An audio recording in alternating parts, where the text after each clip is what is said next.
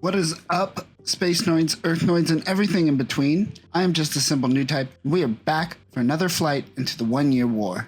Last we left off, Amuro found the Operation V manual and decided to hop into the Gundam after witnessing Frau Bo's family getting horrendously massacred. The Gundam starts to slide off the flatbed truck. One of the Zaku pilots notices and goes for the attack. Amuro quickly reviews the manual and unleashes his Vulcan cannons on Zaku. It backs off. They are taken aback, as Zeon thought Operation V wasn't fully assembled yet. Both Zakus continued their attack. One gets close with the Gundam, but uses melee to throw the Zaku across Side 7. Amuro rips off his dangly bit as well.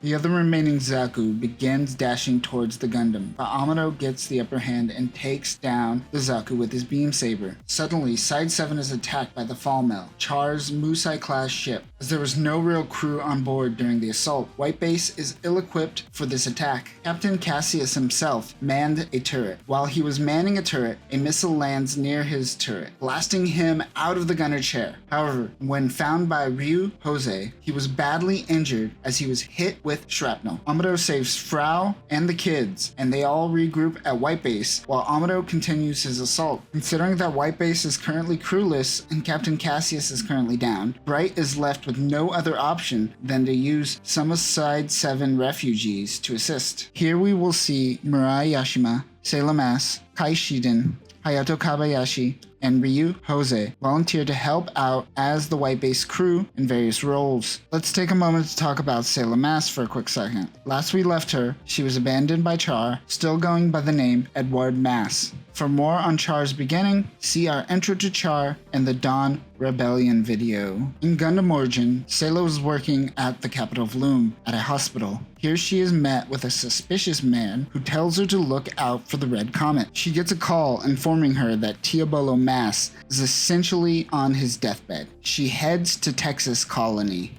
This was bad timing on her part, as the colony was under attack under the assumption that Texas Colony was pro-Zeon. The Tiabolo estate gave shelter to the people of Texas Colony, but when rioters came to attack the estate, she whipped out the Winchester and defended her home. We are starting to see the fighter that is Sayla Mass. She then transfers to Side 7, where they are in need of medical support. During the Side 7 incident, she is taken onto White Base, where she tends to the injured and tries to find more hands to help her. Kai Shiden has the face of someone you could slap. He is quite apathetic and sarcastic and often criticizes the 1 year war. Hayato Kabayashi is a prideful and stubborn man whose family was all killed during the attack on Side 7. He will be quite the asset in battle, and we will even see him destroy a Papua-class ship in this video. Yu Jose was a cadet test pilot when Side 7 was attacked. He is a stoic man with a heart of gold, and everyone often goes to him for advice. In Origin, he was the pilot of the duckbill during the Battle of Loom. Mirai Yashima is the daughter of Sho Yashima and is a part of the influential Yashima family. She will later man the helm of White Base, as well as man the helm of Bright's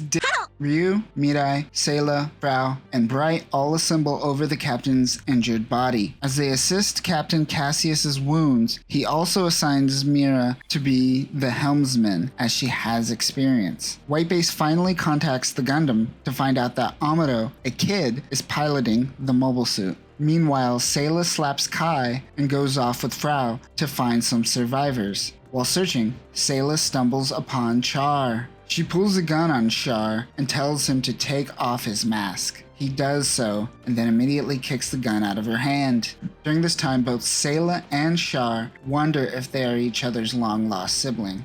The Gundam makes its way to Sayla, and Char makes his escape into the port where White Base is located. Hayato, Kai, and some other refugees try to shoot down Char, but fail somehow? Look at these shots. Even as a new type, I don't know how Char dodged all of that. He throws a grenade and creates a hole in Side 7 to escape. And what was the purpose of that assault? It feels like he was trying to solo that and realized how bad of a decision it is before backing off. He flees out into space. The Fall Mill sends out his mobile suit. Meanwhile, White Base finally launches from port. Bright sends Jose to sortie with the core fighter. White Base picks up on a Zaku moving 3 times normal speed. 3 times normal speed. Captain Cassius knows that it is Char and warns everyone. Char and Amuro engage in battle with Slender and Izaku supporting Char, and Jose and the core fighter supporting Amuro. Slender distracts the Gundam, but Amuro turns around and takes out Izaku just in one shot, killing Slender. Amuro's energy rifle is depleted, and Char takes this time to retreat. White Base also escapes, and the crew regroups and gets some rest. Char requests 3 new mobile suits from Dozel Zabi. They only gives him 2. A Papua-class ship will come to resupply the Fall Mill. During this time, White Base takes note that a ship is approaching Char's Musai-class ship, but they are unsure if it is a heavily armored ship or something else. So the crew decides to take a vote. Either flee directly to Luna 2 or take the opportunity to lead an assault on Char's ship while they are vulnerable. The crew decides to attack. Amuro launches in the Gundam, and Jose launches in the core fighter. Kai and Hayato man some turrets on White Base. The Fall Mill engages with the Papua-class ship for resupplies. While sorting, Amuro comments to Ryu that they should stay low to not face the sun. We are starting to see his new type abilities slowly creep out. Amuro and Ryu go for the docking Zeon ships. The Gundam fires a missile towards them. The 2 ships undock, and the Zeon begin launching for battle. Char goes for the Gundam while the Fall Mill protects the Papua-class ship. But Zeon is late to the assault, as both the core fighter and Gundam were able to get some hits off without Char noticing. While White Base goes for the Zeon ships, Char plays with Amuro. But Amuro is distracting Char from reaching White Base.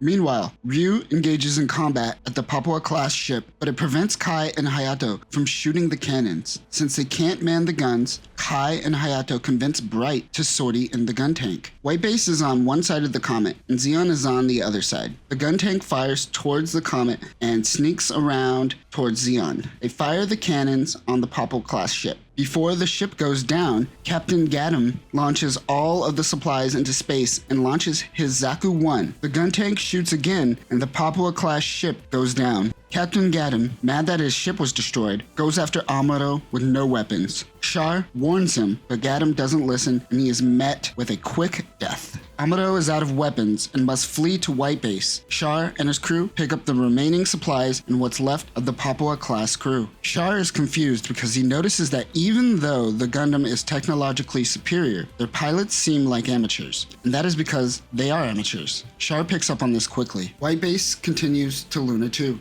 Once they dock with Luna 2, they are met with unfortunate news that they won't be able to dock and offload all the refugees and will have to go to Earth. Luna 2 is currently the front line for the Federation Space Forces. Commandant Joaquin personally rejects this and arrests the crew of White Base. He doesn't approve of children and civilians being privy to military technology. Captain Cassius is wheeled out of White Base and asks Joaquin to take care of the crew. Meanwhile, Char's crew regroups and hides on the other side of Luna 2. They plan the same strategy that they used at Size 7. Capture the Gundam and White Base. Zeon sneaks out and around Luna 2, taking out any guards in their way. While being detained, the White Base crew squabble and explain Gundam battle plans, when suddenly Char makes his assault. His attack disables the security protocols for some reason, and the White Base crew make their escape. The crew saves Frau, Sayla, and the children, and they make their way towards White Base. At Luna 2, there is currently a Magellan-class ship and White Base. Char's initial attack led the Magellan-class ship to launch, which is exactly what Char wanted. He planted bombs at the dock and blew charges when the Magellan launched. It crashes and blocks the Luna 2 docks. The crew attempts to break White Base out of its locks, but they are met with Commandant Joaquin. While arguing with Bright, Captain Cassius Skypes Joaquin. He tells the Commandant that they are the most qualified to operate White Base, and that Cassius will assume all responsibility if anything goes wrong. Joaquin agrees and allows the Gundam to launch. While the Gundam is fighting, the White Base is blocked by the crashed Magellan-class ship and can't launch. Joaquin allows White Base to destroy the Magellan. While Amuro fights Char and another Zaku, Bright tells the Gundam to get away from the port. The White Base fires its particle cannons. The attack takes out the Magellan-class ship as well as a rogue Zaku. Char throws his axe and bails to the Fall Mill.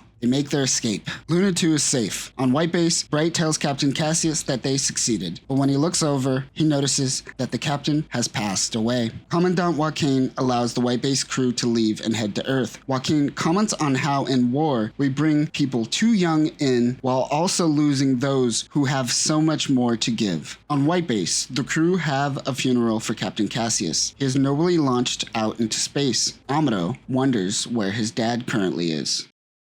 And that'll do it for this episode. We are starting to see the cat and mouse game that occurs between White Base and the Fall Mill, which is why the 1 Year War is so rich in history. Much of the war is happening around them, and we have so much more stories that could be told during UC 0079. But let me know what you think of this video, and I will catch you next time, new types, where we will head to Earth.